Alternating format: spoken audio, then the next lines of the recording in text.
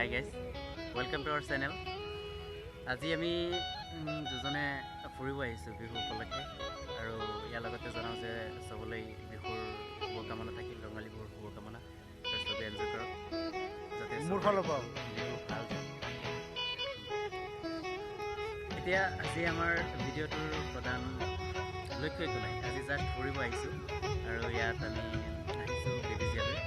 বেবেজীয়া চাওক, আপোনালোকে চিনাৰীটো চাওক, বহুত ধুনীয়া। আৰু আমি আহিছোঁ এতিয়া বৰ্তমান ৰেলৱে ষ্টেচন বেবেজীয়া। ৰেলৱে ষ্টেচনত চাওক কিমান ধুনীয়া লাগিছে, পূৰা চাৰিওফালৰ হেৰিটো দেখাইছোঁ। আৰু এইটো মানে ধৰক যিহেতু আমাৰ বৰ্তমান যুৱ সমাজে কিছুমান বস্তুৰ প্ৰতি ইণ্টাৰেষ্টেড, যেনেকুৱা বৰ্তমান ধৰক ফুৰিব যোৱাটো চবেই বিচাৰে আৰু চবেই ফুৰিব যোৱাটো বহুত ভাল পায়।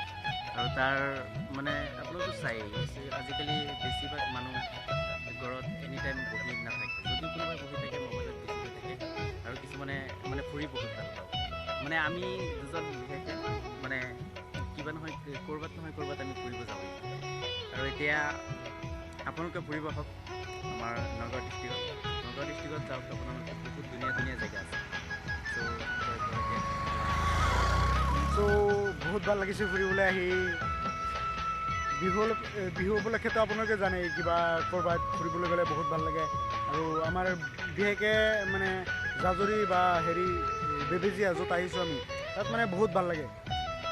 ইয়াত ধৰক গছ-গছনি পূৰা প্ৰাকৃতিক দৃশ্য একদম বহুত ধুনীয়া, আপোনালোকে আহিব পাৰে।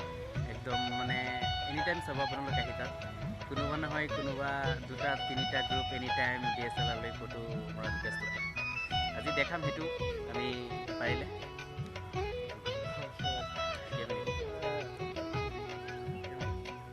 So guys,